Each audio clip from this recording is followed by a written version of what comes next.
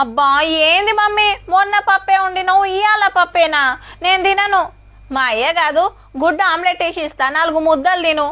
ఉత్త తొక్కేసుకొని ఎట్లా తినాలన్నం? నాకొద్దు పో. అరే రాత్రి గుడ్ల కూర వంటలేరా, ఈ పూటకు తిను.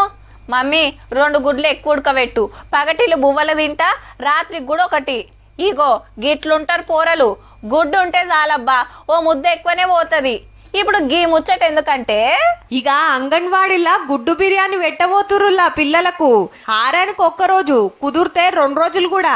ఇప్పుడు అన్నంలా ఉడకబెట్టిన గుడ్డు పెడుతురు కదా, అట్లనే ఎగ్గు బిర్యానీ పెట్టాలని డిసైడ్ చేసింది గవర్నమెంట్. పిల్లలు మంచిగా కాయిషేస్తారు, కడుపు నిండా తిని మంచిగా ఆడుకుంటారు, టీచర్లు నేర్పించిన 4 అక్షరాలు నేర్చుకుంటారని గీ ఆపొచ్చిన. ఈ ఏడుకెళ్లి కొత్తగా ఏమేం సౌలతులు చేయాలి, పోరలకు ఆటపాటలు ఏం నేర్పియాలని అంగన్వాడీ టీచర్లతోటి హైదరాబాద్ లా మీటింగ్ పెట్టింది మంత్రి సీతక్క. పిల్లల కోసం కొత్తగా తయారు చేసిన ఆట వస్తువులు మంచిగున్నాయబ్బా. బలం పెంచుతుందని బాలామృతం వంచుతారు కదా, ఉత్తగా పెడితే తింటలేరని గిట్లా బిస్కెట్లు తయారు చేస్తున్నారట. ఇవి ఇప్ప పువ్వు కుడుములు.